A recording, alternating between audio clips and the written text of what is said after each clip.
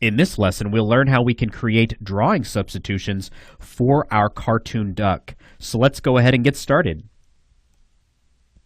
Okay, so now that we have our cartoon duck all nicely colored and he's broken up into separate pieces, let's go ahead and shift gears for one lesson before we get into any of this hierarchy arrangement stuff and talk about creating drawing substitutions. So with that said, let's go ahead and switch back over to our drawing view.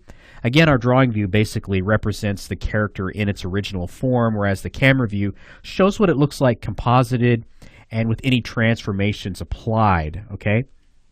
So what we'd like to do is create some drawing substitutions. Now, one of the reasons that I have, say, the eyebrows or the eyes on separate layers is because we want the freedom to create additional eyes, perhaps some squinted eyes or bloodshot eyes or angry eyebrows. And we want to be able to create those additional drawing substitutions and have the freedom to switch them out at any point in our timeline. Now, this also happens a lot with hands and feet in this style of cutout animation where you want to just basically switch out a different hand gesture. So let's actually go ahead and try out this example for his left hand. So I'm going to turn on the visibility of my sketch layer so I can draw on it and move forward one cell. Now we can't see anything right now despite the fact we have our light table button turned on. We're on our sketch layer, so what we want to do is hit this little icon right there, which allows us to onion skin and see the previous cell's drawing information. So now let's go ahead and grab our brush tool, and I'm going to make sure I'm using my sketch swatch. I'll just go ahead and zoom in here. And I'll start off with just a simple shape. And I'm thinking about having him with kind of a closed hand or fist, something like that.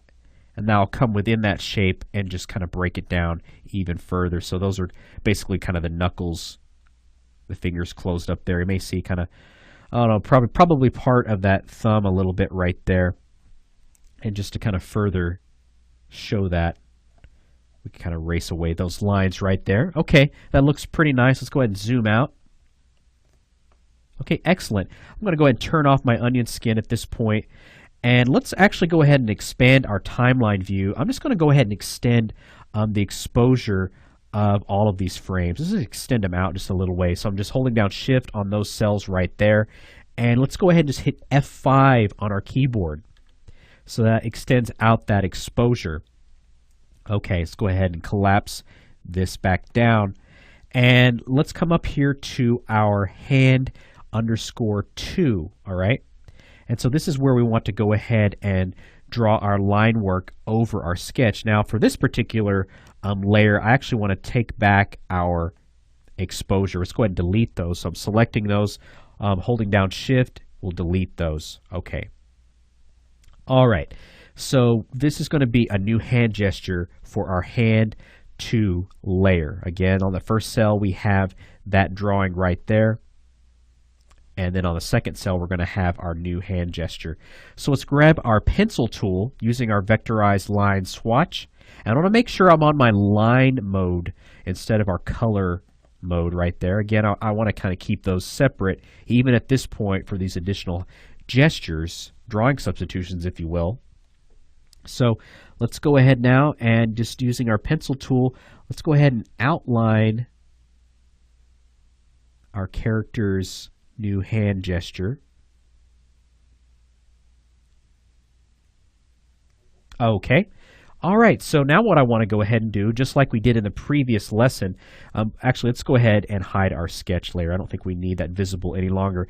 So let's go ahead on our new hand gesture that we've drawn. Let's grab our selection tool, select it, okay? And we want to go ahead and hit this button here, create color art from line art, basically creating those invisible lines on our color mode so we have something to fill in his skin color. Okay, so now let's switch over there and let's see if we're able to fill it in with his skin color. So grabbing our paint tool and our feather swatch, and it lets us fill that in. Okay, great. So what we want to go ahead and do now is talk about how we should have the ability to be able to switch out these hands at any point in time. I'm actually going to go ahead and switch back to the camera view just so we can kind of see that hand gesture separately, okay? So we don't have to worry about this hand gesture being confounded to that particular cell by any means. So what we want to go ahead and do is I'm going to go ahead and collapse our color view here, and let's go to our library tab right here next to our tool properties.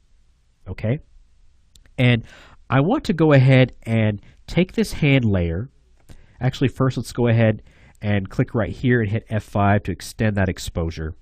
Okay, let's take that hand layer and clicking on it and drag it to our library.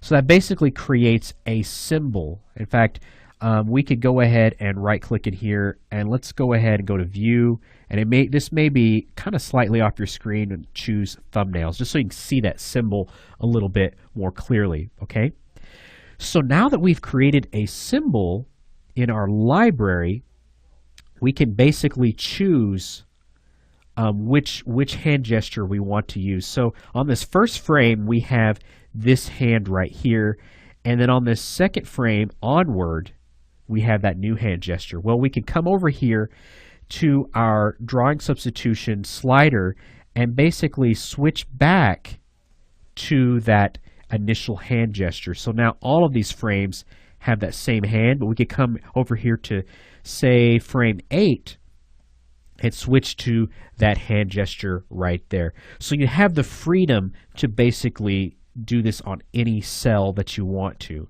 and you could basically create as many hand gestures as you want, and really essentially create some really fluid animation for your cutout style animated character.